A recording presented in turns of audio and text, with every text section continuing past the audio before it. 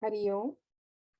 Vakratunda Mahakaya Suryakoti Samaprabha Nirvignam Kurume Deva Sarvakaryashu Sarvada.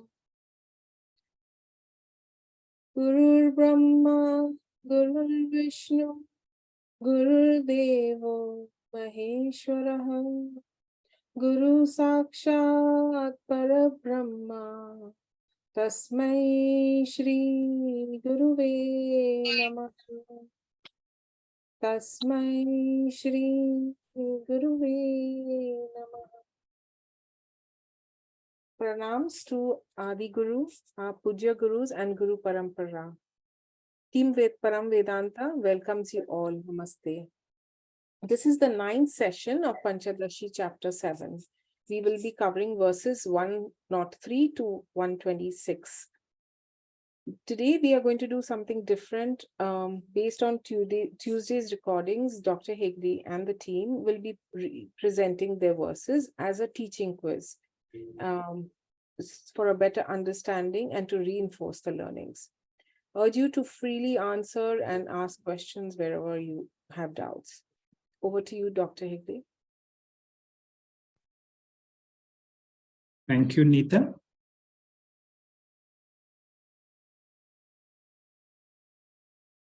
Sadashiva Samarambam Shankaracharya Madhyamam Asmadacharya Paryantam Vande Guru Paramparam. Namah Shri Shankarananda Guru Padambu Janmane Savilasa Mahamoha Graha Grasaika Karmani Atmanam Ched Vijaniyat Ayam Asmiti Purusha Kimichan Kasya Kamaya Shariram Anuswam Jvaret. Quickly into our own spiritual journey. From God being the goal, a spiritual seeker has made a great shift. When God was initially, for a religious person, God is the means. That means that God is the service provider. I have medical difficulties or financial difficulties. I go to God, oh God, please help me. There are so many problems. And I won't say so many problems. I go directly to what is the problem that I want. And I seek your help in that. So what happens is all the good things in the world are my goal and God is the means. But when we come to a guru will show us how meaningless all our desire fulfillment is. We see the hollowness in all that we are trying to acquire. And we see those three doshas, atripti karatvam, bandhakatvam, and dukkha mishritvam. And when we find pariksha lokan karmachitan, I have examined my life, I have accomplished so many things, but still I'm so empty in that. That's when we go to a guru, and then the guru gives us a roadmap. So what is a roadmap the guru gives us? He tells us, come on, now that you have come to me, I will give you a goal, a temporary goal called moksha. What is moksha? Moksha is called a Parama Purushartha.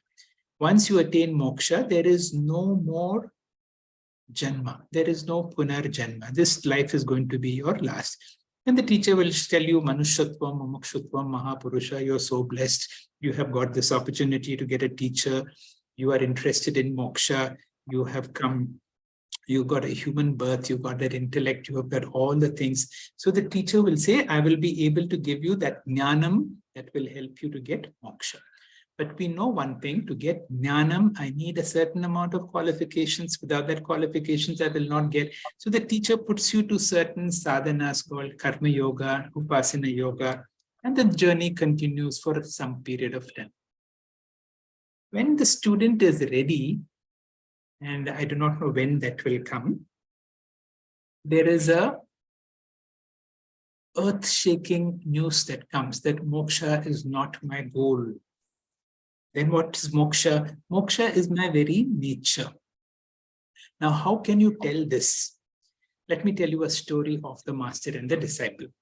Now, I want you to be with the story because this is a story. This has come from ancient China.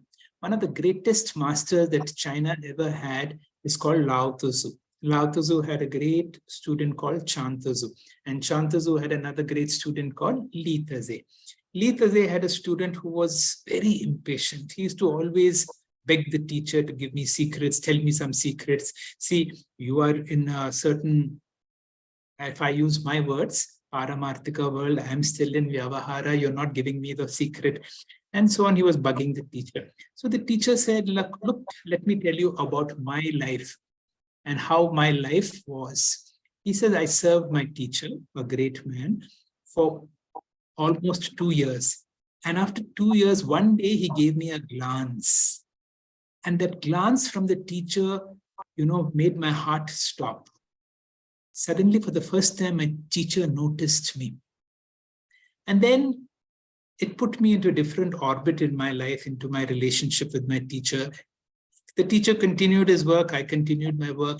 And after 2 years, one day, suddenly the teacher looked at me and smiled. That was another big jump in my life.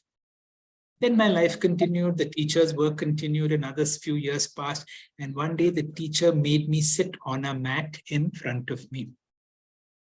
And then afterwards, he says, as time passed, I forgot who's the teacher and who's the master. There is no distinction between us whatsoever. Now, this is how, when you are with the teacher, whenever the student is ready, the teacher is able to reveal something. Initially, nobody can say moksha is your very nature. It is very difficult to believe.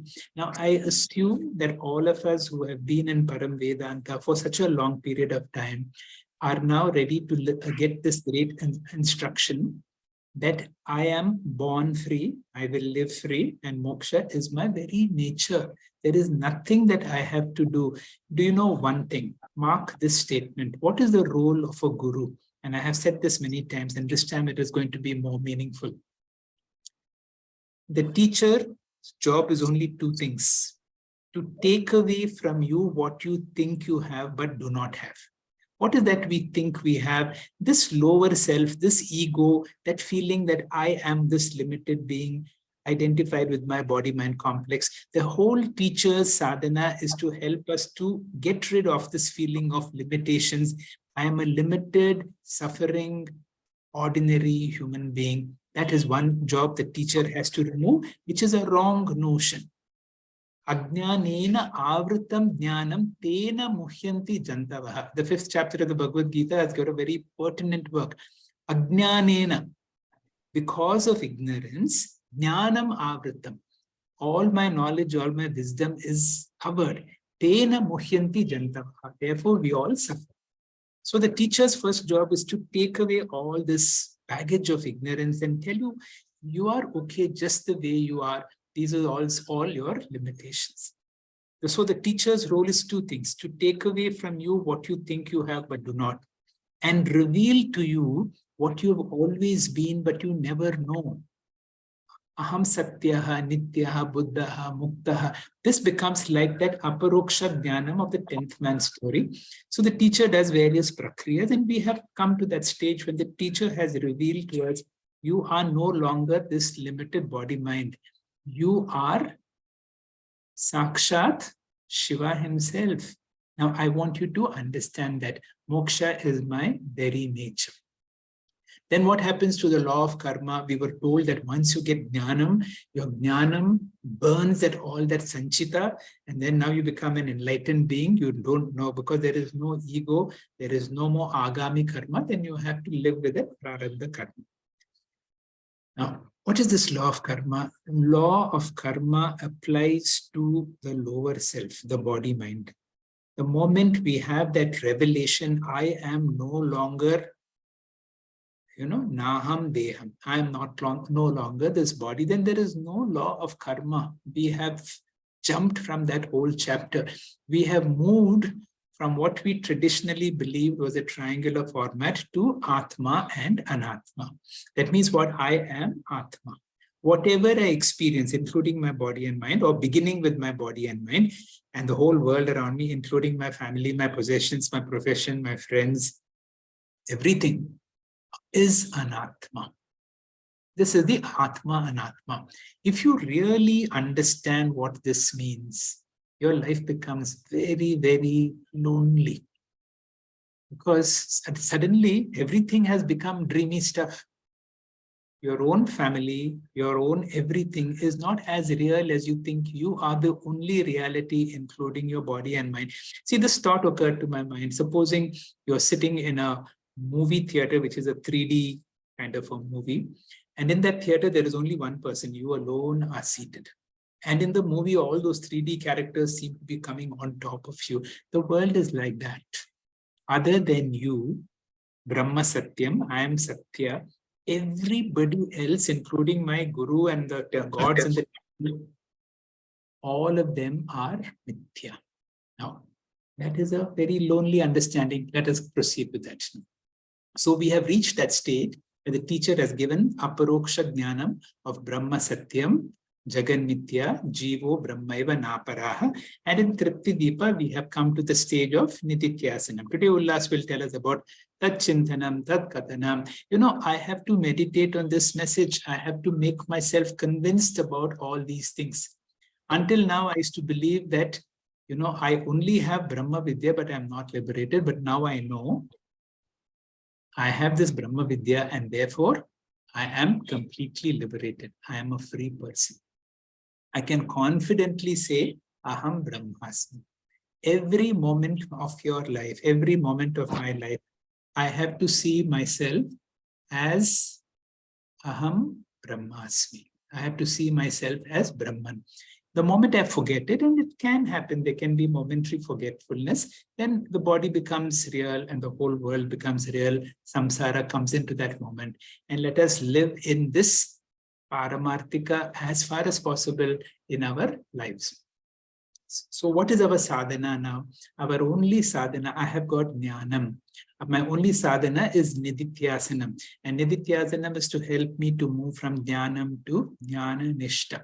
And in Dhyana Nishta, two things our teacher says we need to work on. One is I am Brahman. Second is Jagan Mithya. Between the two, which is more important?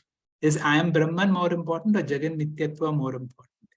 I am Brahman, you can forget it also. I mean, you won't forget it, but always, always remember this world is not so real.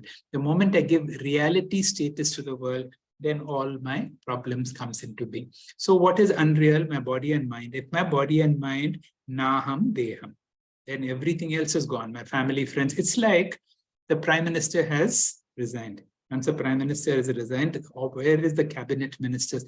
Family, friends, possessions, all drop like a pack of cards the moment I disidentify. In one of our future classes, and I touched it in the last thing, I spoke about two travelers doing a very long journey.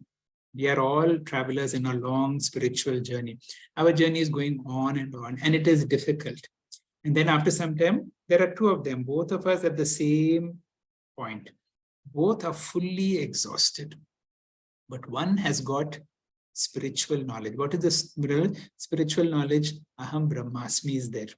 I know. And when I know what, that my journey is coming to an end. My colleague who's next to me, I do not know him, whoever he is, does not know the journeys now. And he just gives up because he does not see the end of the journey. But on the other hand, if you know, and this is what Brahma Satyam means, whatever I'm doing right now is just spending my time. Swamiji repeats again and again in Tripti Deepa that my spiritual journey is over. There is nothing more to do. There is nowhere to go.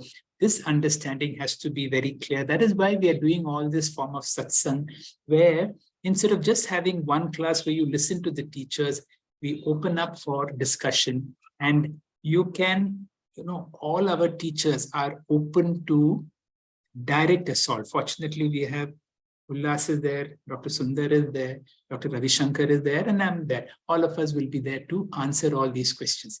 Now, I'm going to give you certain lead questions for you to ask. And one of these things comes very much in Tripti Deepa in the form of Purupakshi's questions. Who in me says Aham Brahmasmi? Is it my lower self says, because is it my lower self that says Brahmasmi, or is my higher self the Atma which says Aham Brahmasmi? Either way, there is a problem. My lower self is referred to in this text as Chidabhasa. Chidabhasa is the one who knows, the one who is the knower.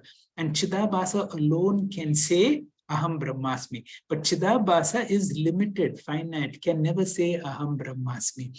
Can my consciousness say Aham Brahmasmi? My consciousness is not a knower. It is not a pramata. It cannot speak. And moreover, it is in Paramarthika. It is like in deep sleep. There is no problem whatsoever.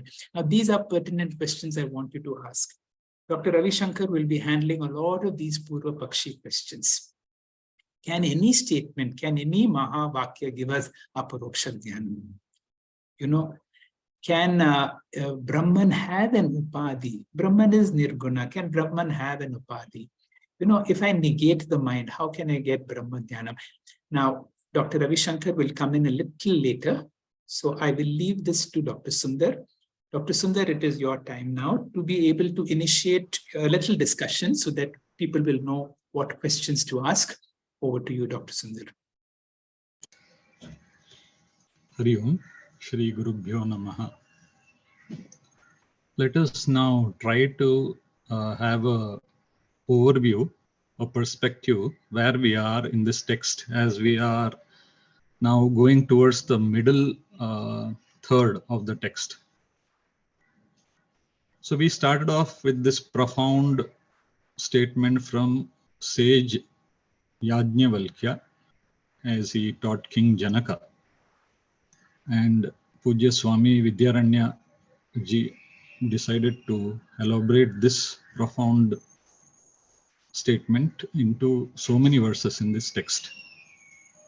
So the first line basically identifies the Tatparyam, the central message of the entire Vedanta, the same central message of the Gita itself. So it says, if I come to know the Atma, the non-dual singular reality, the fabric of this entire creation, the single fabric of this entire creation, if I come to know, not as a third person, I am Asmi. So many verses to elaborate on this in the verses there as I have put in the box below. So if I know the singular reality as myself, why myself? Because that singular reality pervades within me also. So there is nothing else other than that in my core essence. I might have a mind which appears different from others. I might have a body which appears different from others. But the fact is that Brahman alone is in the guise of all the minds. He alone is in the guise of all the body. So that singular reality alone is, nothing else is. So if that understanding is there, which is Advaitam, then that is what is self-knowledge or Atma Jnanam. And Pujya Swamiji spent over 136 verses to reveal that by analyzing each single word of that line. Having got that kind of a knowledge, the chapter then moves on to discuss what is the benefit of that. When such singular reality alone is, the second line raises a question. Since there is no second entity, how can there be an object for me to desire? Or since there is no second entity, how can there be somebody to desire? So there is no desirer, or there is no desired object. There is no bhokta and there is no bhogyam as used in the text. So if that be the case, why will I run around stressed, frustrated, and all the time not able to reap that happiness that is there within me? That is the question Swamiji asks. Shariram anusam juret. So if this understanding is there, why will one go up and down this roller coaster ride of samsara? So thus the analysis of the second line happens. And to make us understand this, there is the 10th man story, which Swamiji repeatedly, I think thrice he goes through during this text. And very clearly in this text is laid out that we get avantara vakyam from paroksha jnanam, and then we get aparoksha through the through the mahavakya we get aparoksha jnanam. Through the avantara vakya we get paroksha jnanam, that Brahman is there or Brahman asti, and through the mahavakya we get the aparoksha jnanam, that Brahman is my true nature, because there is no second entity. And we are, for this text, following three Swamijis because of the lead that Timappa sir gave us.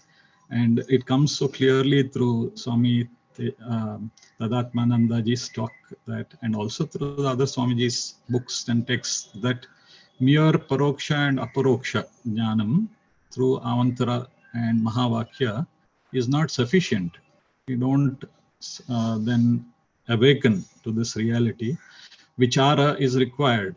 I need to basically count out. So in each of the Panchakosha Viveka or Shariratraya Viveka or Avastatraya Viveka, I count out everything, and what remains is the true nature. That was beautifully brought out in the 10th man story, where I count out 9, and having counted out everything else, I realized the remainder is me. In this next slide, next slide, sir.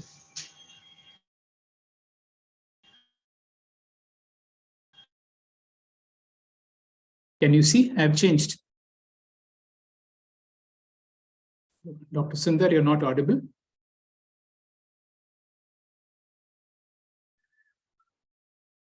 Hello, Dr. Sundar.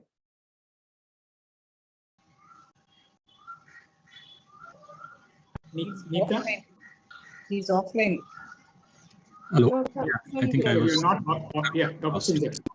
Yeah. Yes, sir. Can I continue, sir? Please continue. Continue. Yeah. Having concluded in a way the discussion on the first line, Swamiji brings us to this juncture where most of us would be after scriptural study. That I know that Brahman is satyam and Jagat is mithya, but that understanding has not brought about any change in my life. That is, jnanam is not converted to jnana nishtha. So in the discussion in the chapter, Swamiji says, I come to question whether I have jnanam or not, although so much I have studied scriptures. Or you might be a little more cynical and ask, maybe jnanam does not have the power to give me that kind of benefit. So in this text, Pujya Swami Vidyaranya ji says that the problem is not with the jnanam, but there are certain antakarana dosha, certain blocks in the mind, because of which I am not able to reap the benefits of jnanam. As we shall see throughout the class today, if a person during the jnana yogyata stage, during the sadhana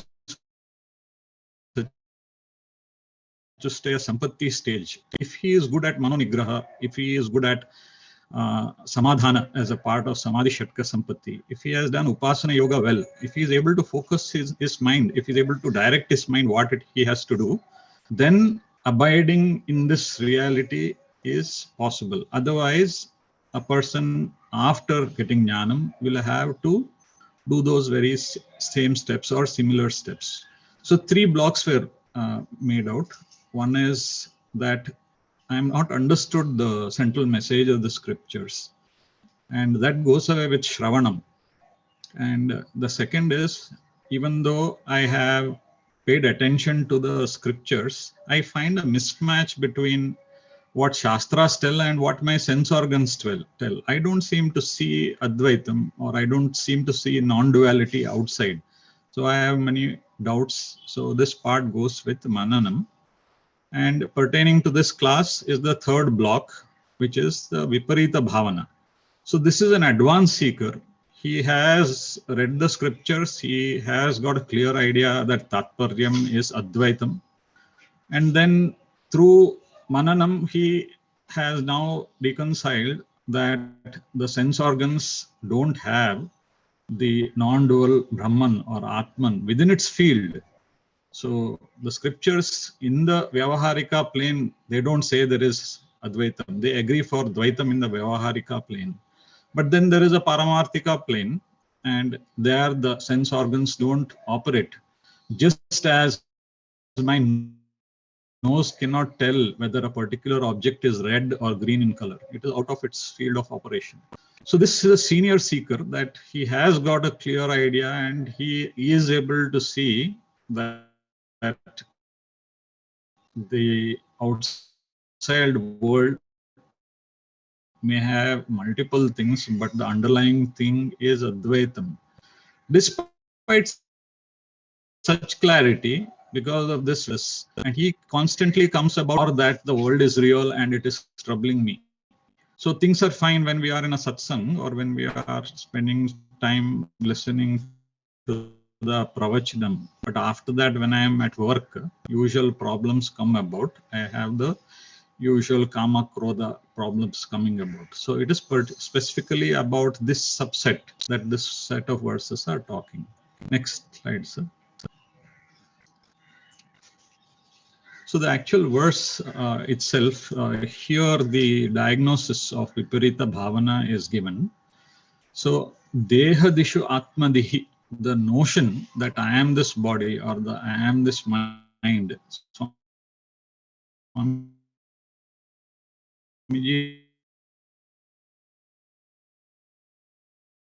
is telling Bahujanma Dhrabhyasad, because of my Abhimana tribes. This notion that I am this body of mind comes about punah punah, again and again. Kshanat, instantly it comes. And in the same manner, the notion that Jagat is Satya, Jagat Satyatvadhi, this world is real, and therefore the problems it is throwing at me are also real. So both my belief that I am this body mind and the belief that the outside world is not Brahman, but it is of many objects, is because of repeated nididhyasana I have done in this life and previous lives, that I am the body, mind, and the world is real. So this gives the diagnosis. In this next slide, Swamiji defines that this kind of wrong notion, yam, this kind of wrong notion can be defined as Viparita Bhavana. And then he also gives what is the solution. Sa refers to this whole thing of Viparita Bhavana. Sa nivartate, such Viparita Bhavana goes away, it can be removed. How? Aikagryat. So Swamiji is telling that it is to do with the mind. You have got all the knowledge already through Shravana Mananam. Now you have to focus the mind. So as I said earlier, if this is done during the Jnana Yogyata stage, one can quickly move ahead. Otherwise, one has to spend enough time going through Sadhana Chatushtaya Sampatti. How is Mano Nigraha being equated to Nididhyasanam by Swamiji? So for this, we should know that in Jnana Yogyata, I was practicing focusing on a Saguna form of God outside of me. So I am employing Dharana, Dhyana, Samadhi on an object outside of me. But now, having gone through Jnana Yoga, having gone, only reality is one. Same thing, I have to do the Dharana, Dhyana, Samadhi of that singular reality that is there. Because there is no second Dhyana Samadhi, but now not on an external object, but on the singular soul essence of this world, which is also the soul essence which is there inside of me. So giving importance to this single pointed focus of mind, in the second line, Swamiji says that this kind of Aikagrim has come even before the Tattva Upadesha, even before Shravanam and Mananam. This has come at Upasana stage itself. How it has come? It is there in that box. Sadhana Chatushtaya Sampatti has 4 components. One of them is Samadhi Shatka Sampatti. which itself has 6 components.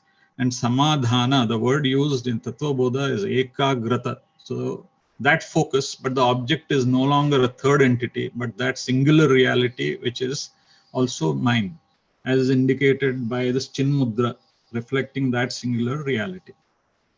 So in this last slide, we conclude by focusing on Adi Shankaracharya's, where he says that repeated mananam, shravanam, and nididhyasanam, although Adi Shankaracharya Swamiji was several centuries before, this is not a new problem. He has covered that earlier itself. So it's not about making it second nature by practice. The fact is it's the only nature, our true nature. Thank you, sir. Thank you, Dr. Sundar. The topic is open for discussion. I would like anybody to raise questions to Dr. Sundar primarily. And please go ahead. The topic is open. This is a satsang, and the real part of the satsang is, your comments and your discussion. Is this meaningful for me, or it is, what are the challenges that you would like to raise?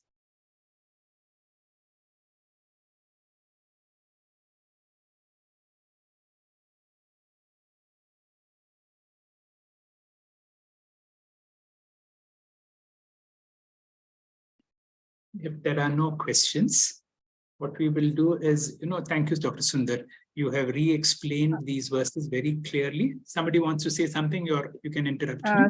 Sir, Kirti here.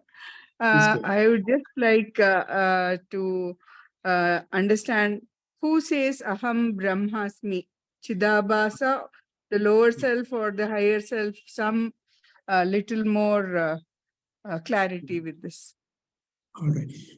See, maybe I will address it right away, because this is what the first Purva Pakshi questions. As we go along in our satsang, one of the things we will do is collect all the Purva Pakshi questions.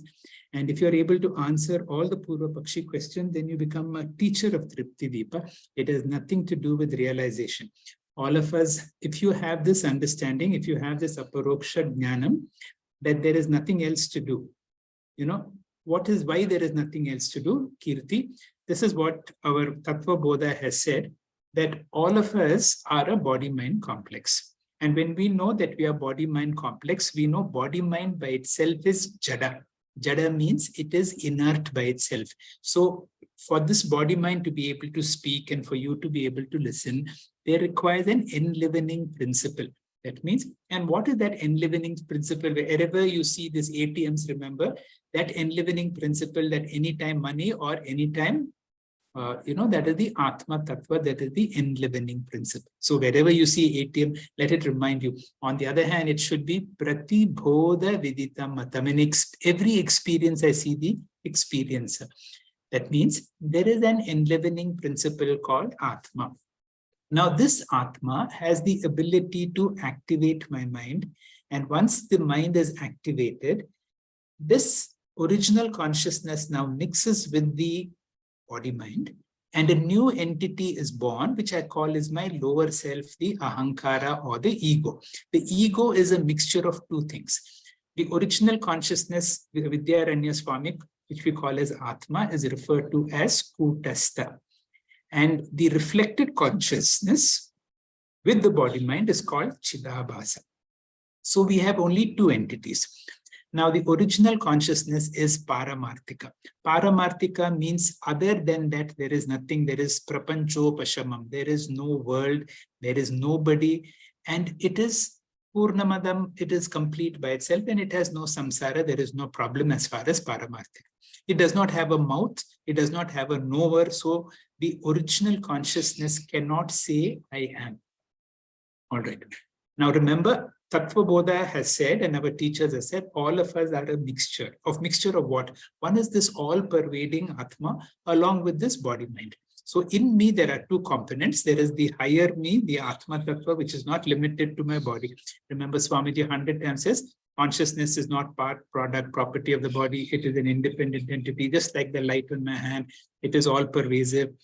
And when the body drops, consciousness continues to manifest, but it cannot be seen because of want of a reflecting media. And so remember that consciousness there is the Atma. So all of us are a mixture. That one part of the mixture cannot say Aham Brahmasmi. The other part, which we all know, can say Aham Brahmasmi, but it is not Purna. It knows that I am a limited body-mind.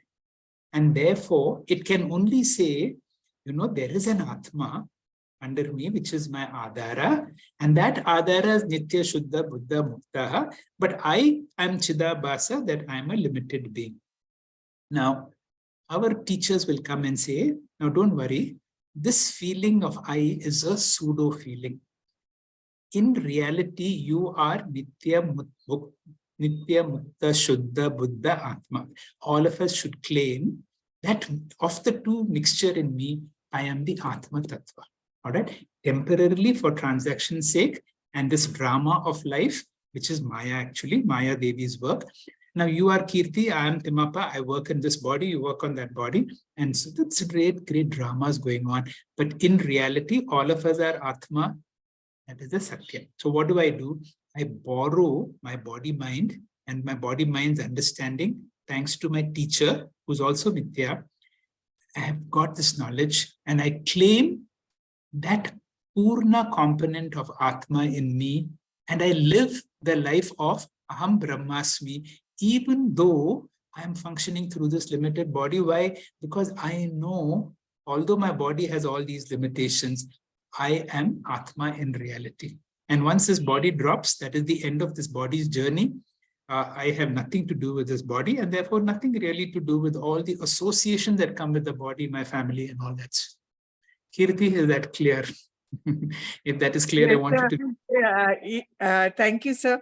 In the verse that is allotted to me in Swami Paramarthananda's commentary, there are two words, Bimbananda and Pratibimbananda. So I'm confused, so I'm trying to get to the root of it also means OC and RC. Correct. Can anybody in the group jump in and say what is Bimbananda and what is Pratibimbananda?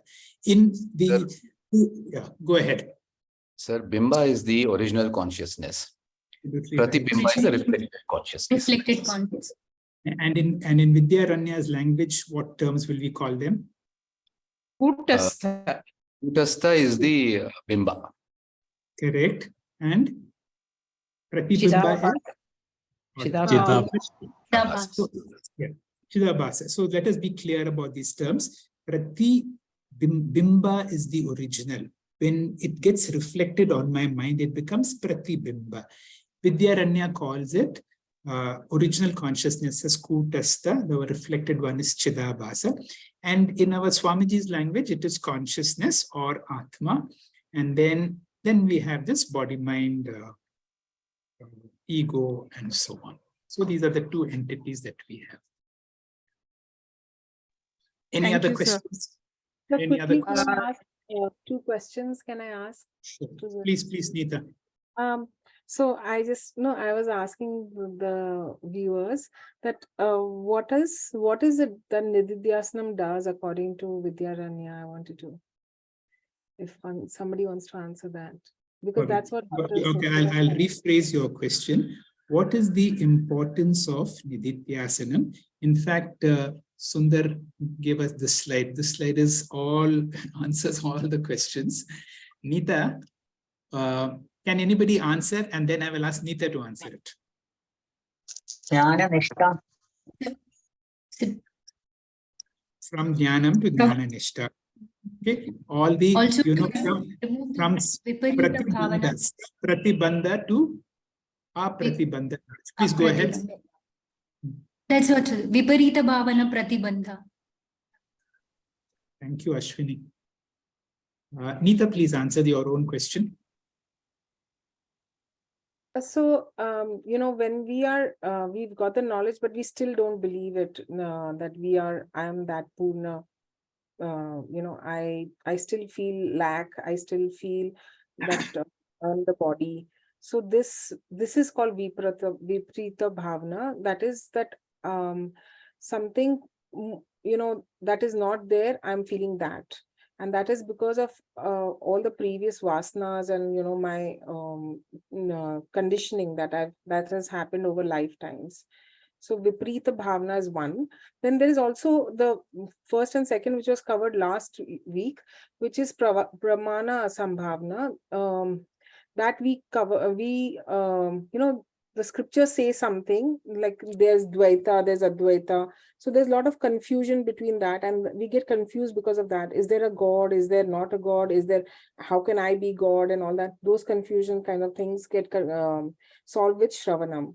And then this Mananam, which solves the thing that my sense organs showed duality, but the Shastras are saying there's one only. So that gets solved with Mananam of the same text. And Viprita Bhavana is what Nitidhyasanam is doing.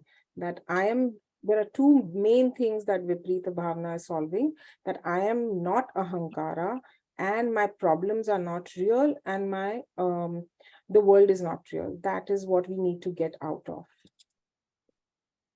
Thank you, Neeta. I will proceed to Ullas to give his own presentation and then initiate a discussion. After that, Dr. Ravi Shankar, and then it will go on. Ullas, please. Thank you, sir. Shri Guru Bhyo Namaha, Hari Om. So I think maybe we can mix the two things. If anybody wants to answer, maybe we'll go that way, or I can just do a monologue also. So I think we have been discussing this so far already, and it would be kind of a repetition only. But if we think about it, we consider ourselves as senior students. We have gone through many scriptures, most of us have, and we kind of already have the knowledge that is there in the books. And we all already know what is the Paroksha Jnana that our gurus have told us, Tattvamasi and Aham Brahmasmi, and we know all the, I think by now we have a fair idea of what Chidabhasa is, everything is there. But then we still in our lives don't really feel a great impact out of it, or not to the extent which has been promised in the scriptures, which is like the Jnana Phala, that now I'll be kind of, Asanga, all these problems are not really my problems. This is all Dehadi, these relatives and all. But all these things still do trouble us. Why is that really happening? Because perhaps there is somewhere that we have not really internalized that knowledge to ourselves. We have only known that there is a thing called Rasagulla and it is very sweet, and if we eat it, it is going to be like heavenly. But unless we eat it, unless we really know, we can only talk about it. But that feeling we can perhaps not even explain. No, even a guru can only try to explain what that feeling is. But unless we feel it ourselves, we know it for ourselves, that is not going to happen. And that is what this we just discussed about Nididhyasana and all. That is like stirring that sugar in our tea. Even though I have lots of sugar in boxes in my go down, that's not going to make any difference. I have to put it in the tea. I have to really stir it and then relish that tea. That is how that Paroksha Jnana is going to convert into Aparoksha Jnana. So like that thing has to really become, that Dridhata has to come, that Nishtha has to come, that firm establishment has to happen. And we can talk ad nauseum about these things, but until we start dwelling upon that in our own selves, it will not happen. But once we start going through that process, our scriptures and our Swamijis promise us that it will happen. It has happened to many of us. And so we have to start doing that bhavana, and I'll talk about that bhavana also in a while. So the thing is, like, jnana is there. That jnana as a vritti, as a thought, it is very solid in us. There is nothing like we don't really know all the Mahavakyas we know. But there are pratibandhas on top of that. So the example given is, there is a tube light which is very bright already, but if you put a black cloth on it or multiple layers of it, then it's not that the tube light is not bright anymore, but that light is not yet seen because there is a lot of pratibandha, a lot of obstacles on top of that. So we don't have to keep increasing the voltage of the light. That is what is already where it is. You cannot really anyway change it. The idea is to remove those blockages, to do our Shamadhi Shatka Sampatti or all the Sadhan Chatushta. Those things we have to continuously do. We have to do our Upasana. All these things again fall in the realm of Karma Kanda only. but they actually prepare the soil for that seed to actually grow in ourselves. So, those things will first, malanivritti will happen, then our manonigraha will happen. Then is where the mirror is going to be clean enough that we can actually see the right reflection. Otherwise, we can, as much as we want, we can blame the mirror, but it is the dust which is preventing us. So I know we have been harping on this for long, but that dust has to be removed, that black cloth has to be removed. And once we have done that, then it is not that we have to continuously keep dwelling on it, that every time if I'm having a tea, I'm saying, okay, I'm Brahman. If I'm going to office, I'm Brahman. No, the point is not that, because once we have that knowledge, for example, if I know that the sun rises and sun sets, it's just an illusion. It's not actually that the sun is moving, it's the earth that is moving. Once I know that, I don't have to always say, oh, it is noon, it means that the earth has actually turned around this way. I will still say that the sun has come on top, but at the back of my mind, I know it is the earth that is moving around. Once that knowledge is there, then we don't have to keep, but we have to, because this is very complex, maybe every day we'll have to sit for some time and say, okay, I am that Kutastha, unchanging, limitless, Asanga Atma. So that bhavana is really needed. So in the next slide, we see that the verse that says is that tat chintanam tat kathanam. Whatever I am doing, I am thinking about something, I'm talking to somebody, anyonyam tat prabodhanam. I am only talking about this thing. That point is not that I'll not do my transactional work also. But whenever I'm discussing with somebody who is having that sameness in our opinion, in our understanding, that I'll not just hold somebody from going a passerby and say, okay, let me tell you about Vedanta. That's not the point. The point is, like, if I am talking to somebody who is of the same mindset, then there is no need to talk about all the things that today I had idli and this and that. All the worldly things are different, but the underlying point has to be that, okay, I am Brahman, and we are only talking and discussing, and in every experience, this is what I feel, has to be the understanding that we have. Etad eka paratvam cha. There is no other thing that we need to talk about. That is the Brahma Abhyas. So there is one way we can do it through Upasana, in which first I do my Ekarupa Upasana to gain the ekagrata of the chitta. And then if I do Vishwarupa Upasana to get the expansion of my mind, then I see, okay, world has so many attributes, and also I want to go to the Nirguna Upasana. So then I do Akasha Upasana, but then Akasha is also just a stepping stone. So this way I'll keep on cleaning my mind, I'll keep on sharpening my mind, and ultimately it will be ready for me to dwell upon it. So there was in some texts, it's called by Samadhi Abhyasa Rupa is there, in which you have to sit in a place at this time, this asana and all that. That is one way of doing it, which is also good. Here, what we are talking about is Brahma Abhyasa, is like dwelling upon that teaching. And once we do that, what we'll realize is that I am free, not tomorrow, not in some other place, here and now. I am not a sadhaka anymore. I am a siddha. I have achieved it. I am that right now. So that is the state we need to come upon, and that will only happen once we keep on dwelling upon this teaching. So Swamiji once gives an example that first we have removed that asambhavana by learning or through that paroksha jnana. Now we have to just do bhavana. For example, when kids are playing, what did they say, ghar ghar and all that, in which the brother and sister would say that, okay, you become father, I'll become mother, you come from office, and then we'll play this and that. They don't really become that. They just do that bhavana. So all we also have to do is, like, we do that bhavana and then we start playing accordingly. So we'll still continue to do what we are doing in the transactional world, but that bhavana is already there, that I am that underlying thinking that sun is not moving around, that is there, and then we continue to do what we are doing. So if there is any question here or any point, then we can discuss this, or we can. No, we'll start and have a discussion. Thank you, very nice presented. You have one more verse, but I will keep this topic for discussion. If anybody wants to say something.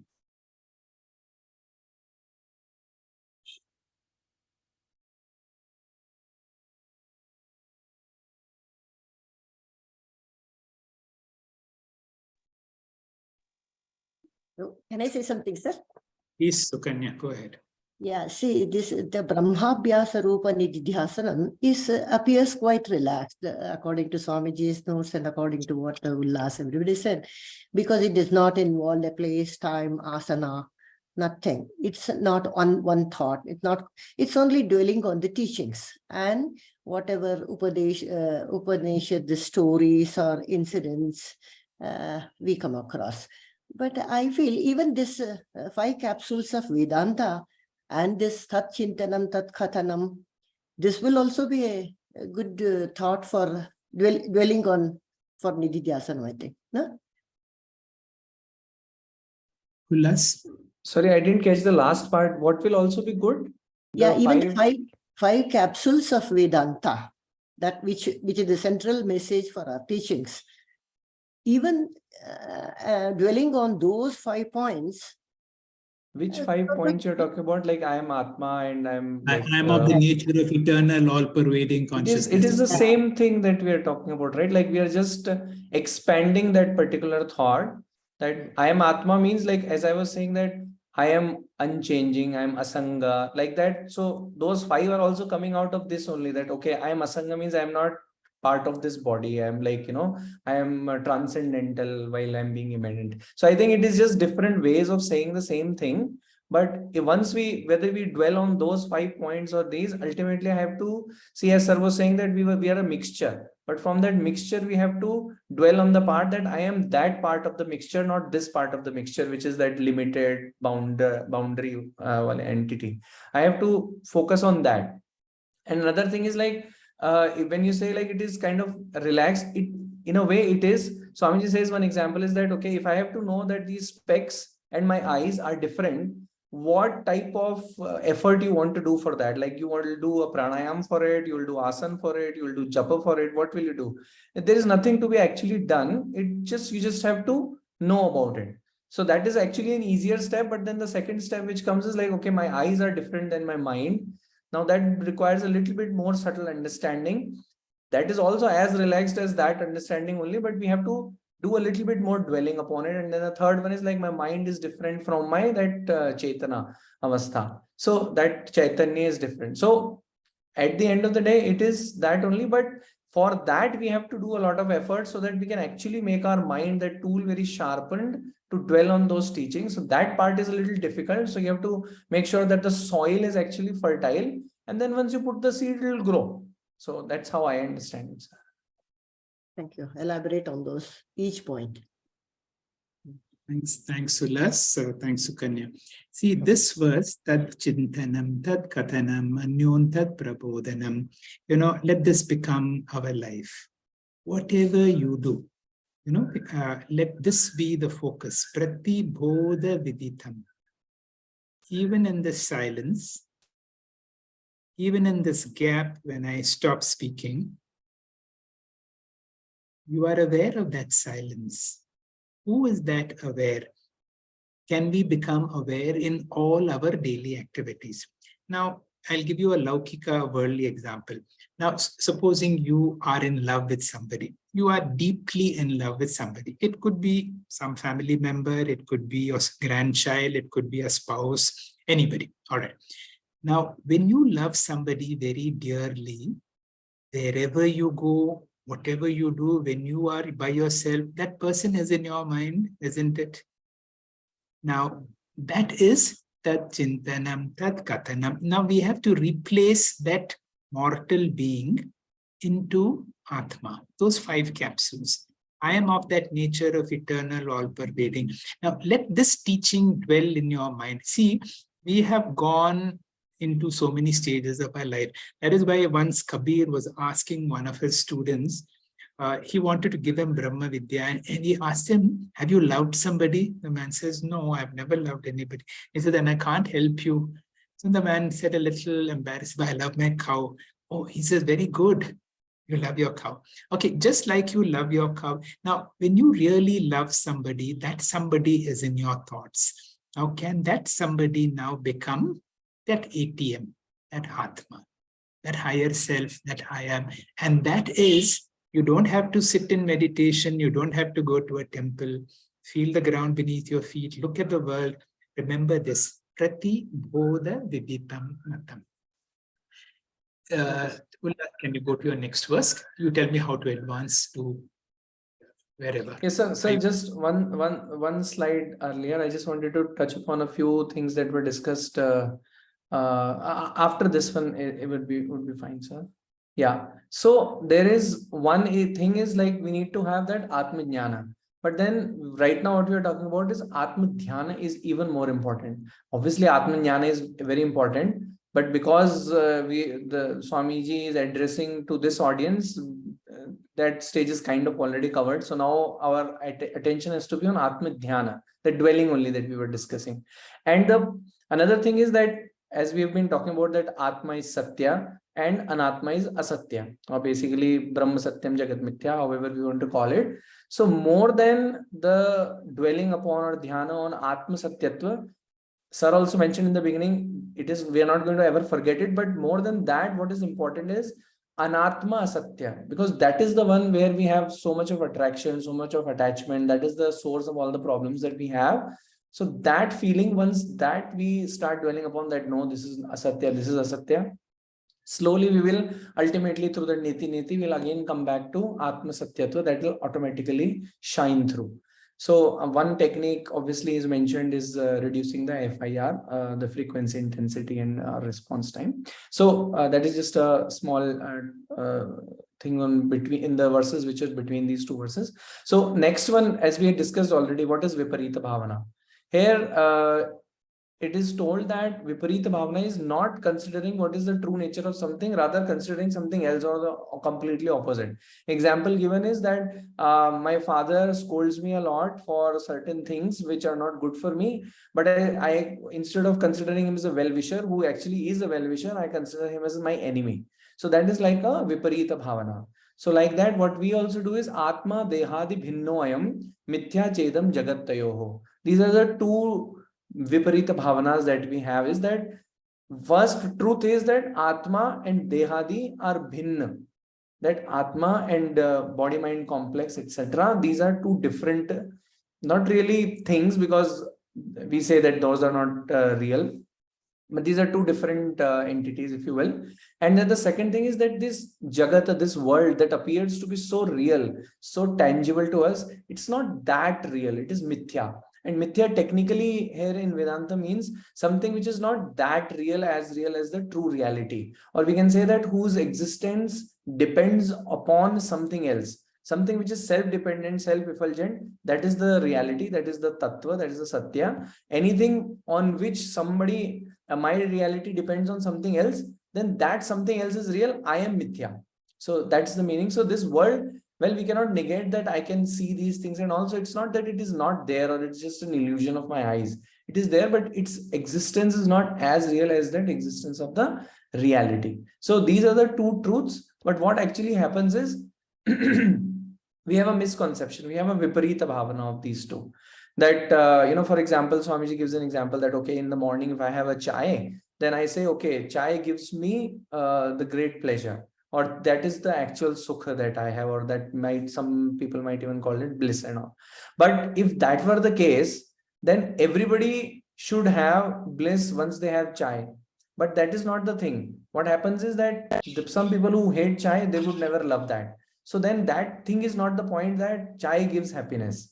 Then we have to inquire. Then there is something else that is happening. But I cannot even negate that when I have it in the morning, I actually feel happy. So that thing also I cannot negate. So the point is that the vikshepa that I want the chai, that desire, that gets satiated once I have chai. So once that desire goes away, that desireless state feels great for me.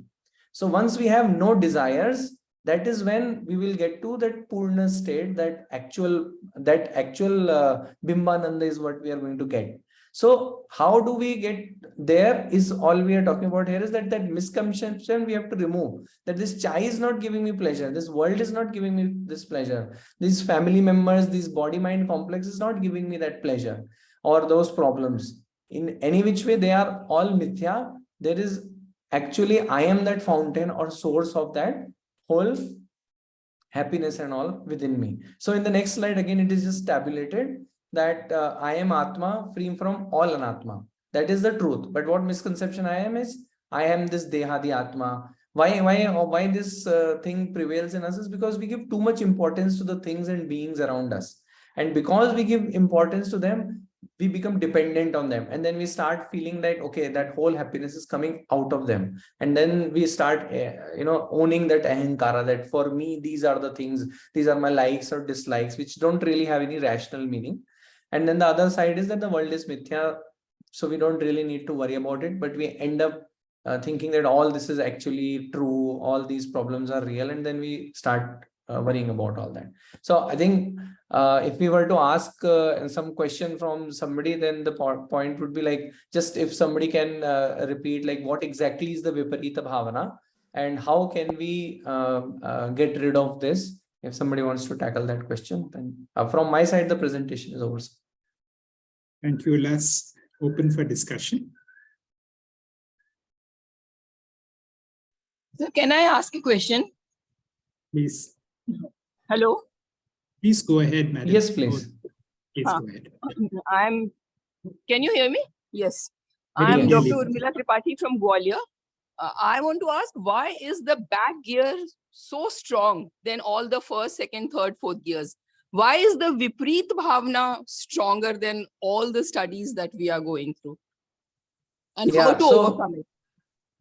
So I think my understanding is, that Swamiji's have been saying, is that because we have been in that back gear for all through our life, and God knows how many janmas in our previous life also. So that sanskara is like so strong that we certainly believe that I am this body, I am this mind. So it takes some time for us to kind of get rid of that and then start moving. So I think it's not that we are right now moving in back gear only. I think we have come to neutral, or maybe first, second. I think we just have to go to fourth and fifth gear, that we are, and actually this analogy is great, because once we are in the top gear, there is no really gear. We are directly connected to the engine, and then the wheels are just freely moving. So that is where we need to go. But the whole idea is that because we have been here for so long, it takes time to kind of remove those coverings, peel those layers of the onions of black cloths one at a time. So I think, and unless we do that, those clothes will already be there. By being in these classes, in these satsang, is what we are doing that slowly. Some have removed 3 layers, some have removed 1 layer, some have removed 30,000 layers. So it's just a different places. Yeah, that's what I understand. On a mental level, we can be at peace. But in practicality, we have to face all the practical problems. True. So it is not that the Gyanis don't feel hunger or anything like that. But when we are, as I was saying in that sunrise, sunset example, that when the all the things that will happen during the day, that will still happen with everybody. But once you are anchored with the thought that this is not me, because actually, if you really see, Swamiji was giving one example that whatever we consider so important in our household, for example, if we just take it out and just throw it away, for example, and then we really see what impact did it really make to me, the real I and all, we would realize that nothing really happens to us, but we consider that, oh, this is going to be a huge problem, so I always hold on to that. So it is not really at an action level that you can deal with it. It is a little bit of a mental exercise only, that you have to really dwell upon it. For example, as I was giving example, that specs and eyes are different. You cannot really do any action for that understanding that they're different. So it has to be done with a very sharp mind. So you have to sharpen that instrument, and then you have to dwell upon that. That's the only way to get into the forward gears. Sir, if you want to add something. Your answer that detaching mentally from things will make us stronger. Yeah, so detaching from things, doing that FIR reduction, like whenever if I'm in a problem, then I have to reduce those frequencies of getting angry, or to reduce that intensity of that. I have to again bound back. And then slowly, once we do that, then those things will lose their importance, and then we'll lose our dependence on them, and then we will come back to our own self. Is what Swamiji's promise. Yeah. Thank you so much. Yes. Yeah. Thank you for getting me a chance to ask. For raising that question about, as very rightly Ullas answered, we have lived so many lives as a very limited human being. And when we have this feeling of limited, if I can use another word, a sense of an inferiority feeling, and suddenly when somebody says you are the world, I mean, this whole world is created for you, it takes us a long time to come to terms. There is a Mullah Nasruddin story about he was suffering from a terrible inferiority complex. He goes to a psychiatrist. The psychiatrist tries everything with him. He does not succeed. And finally, he says, I have made a diagnosis. He says, you don't have inferiority complex. So Mullah was very keen to know what is my diagnosis then. He says, you don't have inferiority complex. You are actually inferior. The truth is, nobody is inferior. So we have suffered a sense of inferiority for so long. And suddenly when you are shown your true reality, it takes some time. Just like when you go abroad, when you know, vehicles driving on the left side, when you are crossing the road, we don't anticipate vehicles coming in the other direction, or invariably open the driver's seat when we think that is a passenger seat. So it's a time, it takes some time.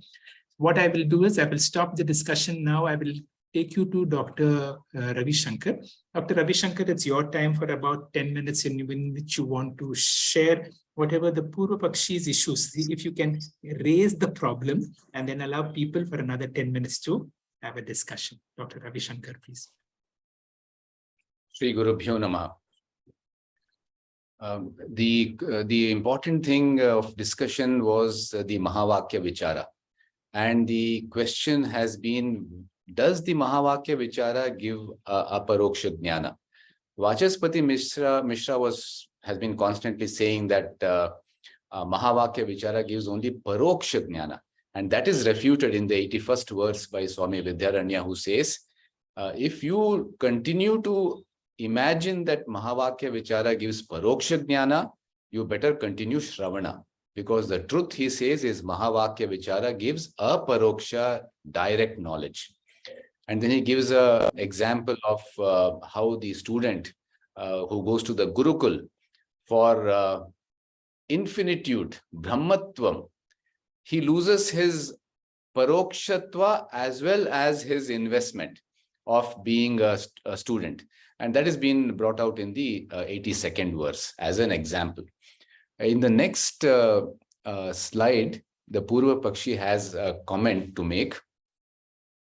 And the Purva Pakshi says, look, the mind and the Antakarna is an upadhi, and that reveals Jiva aparoksha. And Brahman is Nirupadika, we know it all. So how can Brahma aparoksha jnana ever be possible? So we should understand the word upadhi. Upadhi is a method of explanation, method of understanding. It is also something that causes limits, that's something that gives a limit to something. So the mind and the antakarna becomes an upadhi for a nirupadika Brahman. That is the way the Purva Pakshi has been saying. And then he says, since Brahman is nirupadika, how do you expect aparoksha Brahma jnana? Which means the Purva Pakshi wants to say that Jiva aparoksha jnana is possible. I understand myself as a Jiva and I have that direct knowledge, but Brahma aparoksha jnana is not possible. And this is again explained by Swami Vidyaranya, who gives two examples of a bald-headed person standing out in a group of people who have a lot of hair on their head and saying that absence of hair itself can be a method of explanation, and also says an empty glass is a different glass compared to multiple filled glasses. So upadhi abhava itself is a method of understanding Brahman. And Swami Vidyaranya further clarifies that this is in the Vyavaharika Drishti. We are in Vyavahara. We are trying to understand the upadhi aspect in Vyavahara. So Paramarthika Drishti, there is no upadhi, but the Vyavaharika Drishti, Brahman is available. This understanding has to happen in Vyavaharika Avastha. The next question is, Nirguna means what? There is absolutely no gunas. In the previous slide, we see the last part. Nirguna has, it means there is absolutely no gunas. Then how can this become a method of understanding Brahman in the Vyavaharika Drishti? That is the important thing. The next slide, we notice, and as we move on, that the Purva Pakshi raises another question. If Brahman is free of upadhis and there is no gunas, nirguna, what is that aspect of Brahman which liberates me? Something has to liberate me, and Brahman I know I'm a part of Brahman, so to say. Swami Vidyaranya says that the presence of mind is the upadhi of Brahman. Then it becomes a Jiva Chaitanya. Brahman becomes Jiva, he is demoted to becoming a Jiva Chaitanya. And the absence of mind, that is the important thing for upadhi, the upadhi to be removed, and then we become Brahma Chaitanya. Which means if I am to be Brahman, I have to exclude my mind. Raises the question again, the Purva Pakshi here. He says, how does Chaitanya have the status of Brahman? How can this Chaitanya have the status of Brahman? Because of Antahkarana Abhava, removal of the mind. How can it become, how can it give you a status of Brahman? And Swami Vidyaranya explains that upadhi, very clearly he brings it out here, is that which helps one to identify something. So if you look at the explanation again about what is upadhi, it is something that is limiting. In the philosophy, the understanding is something that limits. And here, the understanding that Swami Vidyaranya gives is that upadhi is a method of communication. So it could be either positive or negative. And the example given is that the chain status remains the same, whether it is a gold chain or an iron chain. So the upadhi is always a problem for our understanding of Chaitanya. In the next slide, we will understand that Swami Vidyaranya has taken up the 28th verse of Vakyavritti to highlight that the upadhi could be negative or positive. And the negative upadhi we understand very clearly is neti neti atma, or the prapancha upashamana. We also understand the positive type of upadhi, which is explaining Brahman as satyam jnanam, or vijnanam anandam brahma, or sat and chit. But this two phrases which has been used, the Nisheda Mukha Pramana and the Vidhi Mukha Pramana, quite an extensive discussion is there on it, and I am not in a position at this moment to very clearly highlight and bring this about to you. However, Nisheda Mukha Pramana is a negative Pramana and a Vidhi Mukha Pramana is a positive Pramana. The question again raised by the Purva Pakshi is, okay, wow, now you tell me what should I do? If I have understood all that has been told till now, what should I do to have this understanding of Aham Brahmasmi? And the answer given is that give up the Jiva Bhava and have the Brahma Bhava. The Purva Pakshi now brings out a very technical question, and that is, you are trying to understand all this with your mind. When the mind itself has been removed, where is that Aham? And if there is no Aham, how will you ever understand, how will you ever get the Brahma Bhava? And so Swami Vidyaranya says that the Aham aspect has got three parts, which is the mind, the Chidabhasa, or the reflected consciousness, the original consciousness, all the three. And we must clearly understand that I am neither the mind nor the reflected consciousness, because both of them is asat. I continue to be chit, and this is the method of understanding has been very clearly brought out in the previous classes as bhaga tyaga lakshana. You eat the, when you say that you have taken the banana, you take away the peel. And when you eat the mango, you take away the seed. So that is the bhaga tyaga lakshana. This is an example. In the next verse, we would further go to understand that in the sense of time, Jagrat, Swapna, Sushupti, mind cannot be included in all of us at every single time, every point of time. So Paramarthika Chaitanya and mind, we must understand at times. And this is the, if we get this understanding, then we can understand what is the meaning of exclusion of the mind. So in deep sleep, there is no mind. The mind is completely resolved. So the mind is not there, and that is as good as Ananda. The same kind of mind if we have while we are in Vyavahara, we are far away from samsara. So I become mindless even though I use the mind, which means the mithya mind, the presence of the mithya mind, absence of the mithya mind just doesn't make a difference to me because I am Satyam Anantam Brahma. I am Brahmasmi. Vyapti is a word which has been used in the philosophical aspects, and the word has got several types.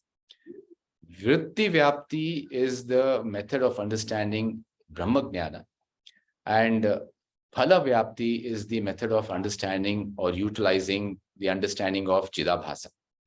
So Vritti Vyapti plays a role in the case of Brahma Jnana, and Chidabhasa does not illumine Brahman because a small reflection cannot illumine the original consciousness.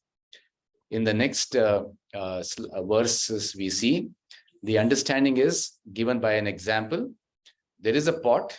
The pot itself has not an illuminous object. And so we need light. And we also need our eyes to see the pot. So the thought of the pot and the reflected consciousness which pervades on it gives us the idea of the pot. Now to illumine Chaitanya, if we keep Chaitanya in the place of a pot, you don't need light because Chaitanya is self-illuminous. And so the ignorance of that aspect is the avarana in my mind, which has to be eliminated by the thought of Aham Brahmasmi.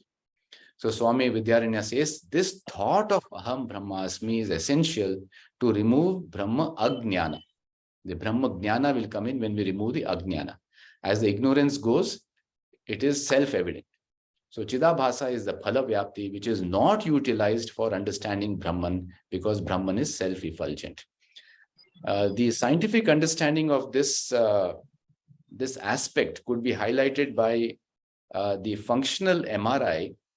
When a person is seeing a M as something on a screen and a functional MRI is done, the image thrown by the MRI is in the shape of an M. This is a fundamental experiment which has been done. The importance of bringing this to light is that if there is a thought in our mind, the mind takes the shape of that thought. If we see an object, the mind takes the shape of that object. So if we have a very strong conviction of Aham Brahmasmi, our mind continues to take that form, and that becomes the important part of our subconscious mind. Only when this thought gets into our subconscious mind, the vasanas and the viparita bhavana comes down. That is the importance of highlighting the importance of nididhyasana to bring down the viparita bhavana. In the next slide, we will notice the same example, that pot knowledge needs the eye, which is compared to the thought, and deepa, which is chidabhasa. But light, which is deepa darshane, does not need torch light, it needs only the eye. And therefore, for Brahma Jnana, the thought of Brahma Jnana itself is alone, is what Swami Vidyaranya says.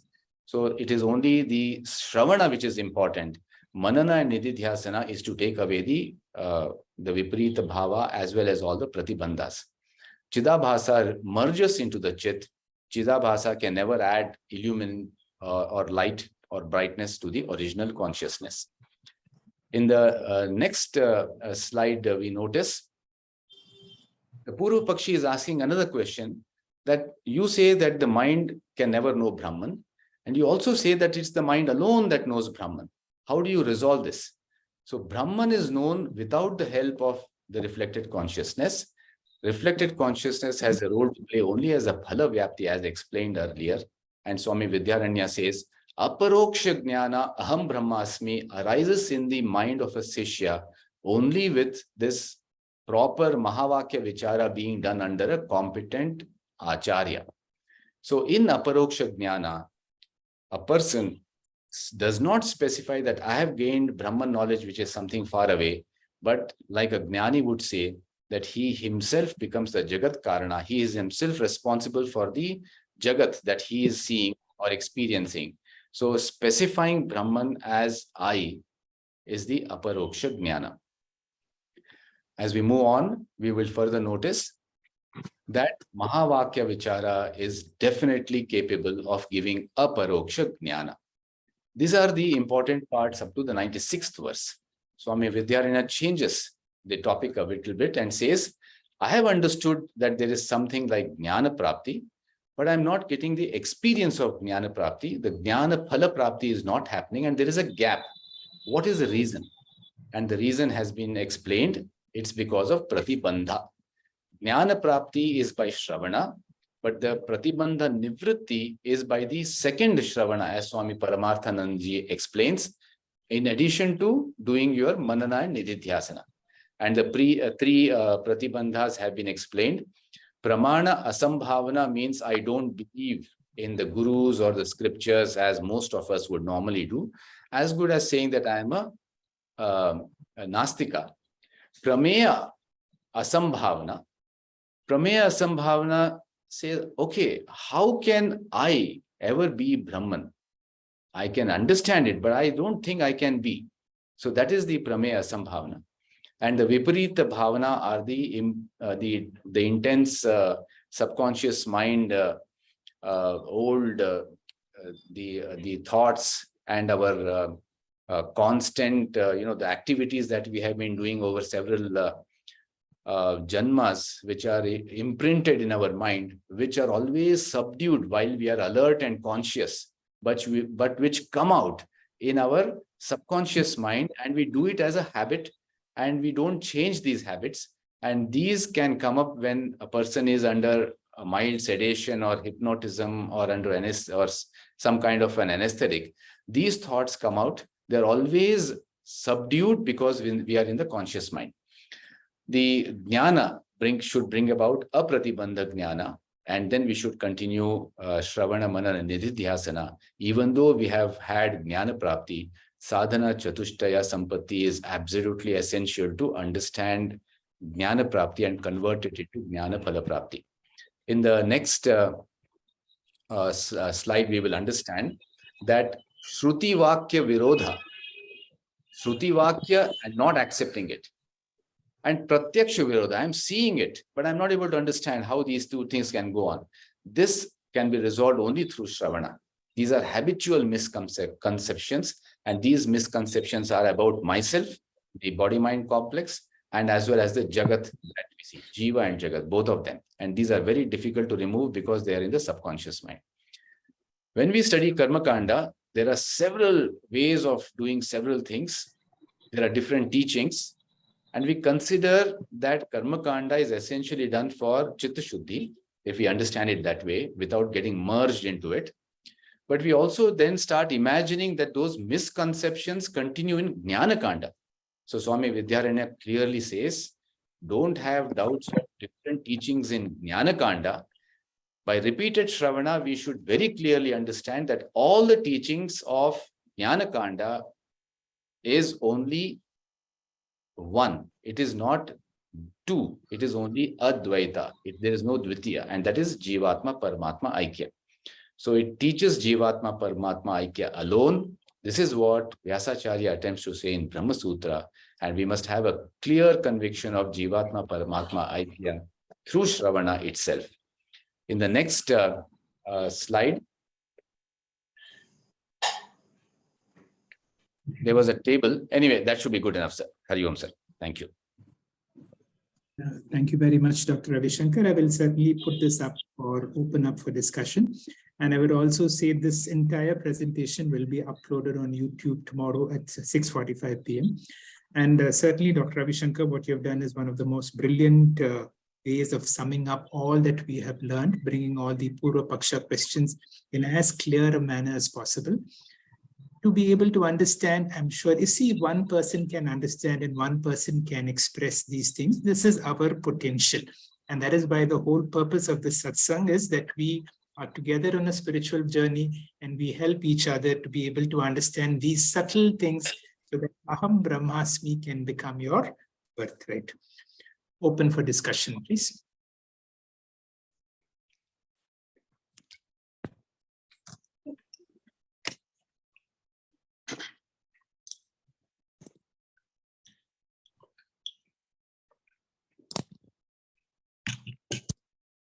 Sir, can I ask? Please go ahead, Kirti. for a jiva to have Brahma Bhava, is it not a kind of a presence of ego still remaining? Dr. Ravi Shankar, please. The ego is what makes us the jiva. And once the ego is brought down, and probably we tend to become more and more grounded, the Brahma Bhava sort of comes up more and more. So we have to kill the ego. I presume that is more important than getting the Brahma Bhava. Thank you, sir. Once Gautama Buddha was asked this question, he says, how can you say you are enlightened? Because if you say, I am enlightened, if the ego comes in there, when the ego comes in there, an enlightened person cannot say I. So he was in a challenge. So he's one of the wisest persons ever. He had good sense of logic. And suddenly in the front of a whole group, he says, can you claim that you have attained? That was a question. Can you claim that you have attained? If I claim I have attained, the ego comes in, and it means immediately he cannot say I claim. So exactly what Dr. Ravi Shankar says. See, once you understand your true nature, you know your ego is only that which helps you to speak and communicate. You know you are Brahman. Now, when you are Brahman, you cannot claim, because the moment you claim, you become an ego. So he had to answer this question. So Gautama Buddha didn't take much time to answer. He says, I cannot claim because I have attained. Friends, let this be our answer. I cannot claim because I have attained. I have understood my true nature, and therefore I'm not going to claim. I'm not going to say in public, but I know. You know, when Galileo was imprisoned because he had said that it is not the sun that is going around, it is the rotation of the earth. He was imprisoned because it goes against all our experiences. It went against the Bible. And then finally the Pope wanted to release him. And the Pope said, please give a declaration that whatever you said is false. So he said, certainly for my liberation, I'll give you whatever you want. I will sign that document. But my saying anything does not change the reality. So once you know the truth, you don't have to claim, you don't have to exclaim, but Kirti, you have to know. And once you know, then you work on tat chintanam, tat kathanam. Slowly and slowly let it happen. Anyway, what Dr. Ravi Shankar said was absolutely clear and nice. And all of us should be able to speak like Dr. Ravi Shankar did. Some of us have better communication skills, but more than communication, it should be your understanding. Let that understanding come, and we will work that in the next 2 months of Satsang. That it is nothing else but what we discussed today. The same thing will be discussed again and again. Another 2 or 3 minutes and then we'll conclude, but I welcome any thoughts for discussion. Between the two aspects of Viparita Bhavana, Atma Satyatvam and Anatma Mithyatvam, which comes on priority, like first negation, Jagat Mithya. I think we are so much stuck with Anatma that Anatma negation is more important. A little bit of understanding of the Atma is more than enough. The negation, I think, is probably, we have to work on that more. And then it is self-effulgent, it comes up. Probably that's the way I would look at it. Absolutely. Let that be the emphasis. Sukanya, you brought a very right question. See, Mano Buddhi Hankara Chittani Natam. So we have to work on Neti, Neti, Neti, Neti. And once you remove all these coverings, Chidananda Rupaha, Shivoham, Shivoham. We have reached almost 1 hour, 30 minutes. So I think we will conclude if that is okay. Thank you, sir. Yes, please, Thank madam. you, sir. I just want to add a sentence. Yes, Ramaji, please. Yeah. Ramaji, If please. This is being recorded, so let us not interrupt. Ramaji, please. Yes. If the ignorance of Dehatma Bhava is removed, obviously it is like switching on the light in a dark room. You don't have to do anything to throw away the dark, remove the darkness.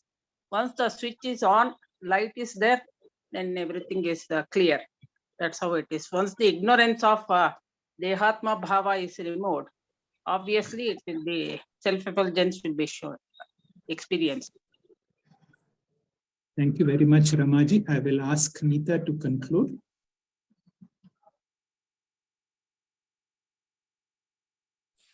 Our pranams to Vidyaranya Swami. Thank you, Dr. Hegde, Dr. Sundar, Ulas, and Dr. Ravi Shankar. Just like everything reminds a lover of his beloved, similarly, everything must trigger the thought that I am Purna, Anantam, Anandam, Anandam. For a seeker replacing any previous habitual tendencies, giving less and less importance to the mithya problems, mithya world, weakening the ahankara vritti. Tat chintanam, tat kathanam, anyonyam, tat prabodhanam, etat eka paratvam cha, Brahma abhyasam vidur Buddha. Continuously do Brahma abhyasa. Speak, listen, read, write, share, discuss these teachings and nothing else. An alert living, totally immersed. We will meet again on Tuesday, 8th August, with a new set of verses at 6 p.m. We will premiere today's satsang tomorrow at 6 p.m. on 6th August. That is on YouTube. The premiere link will be sent shortly. 6:45, our usual time of 6:45. 45, sorry. 6:45 p.m. tomorrow. Hari Om. Om Purnamada Purnamidam Purnat Purnamudachyate Purnasya Purnamadaya Purnamevavashishyate. Om Shanti Shanti Shanti Hari Om Shri Guru Bhyo Namaha Hari Om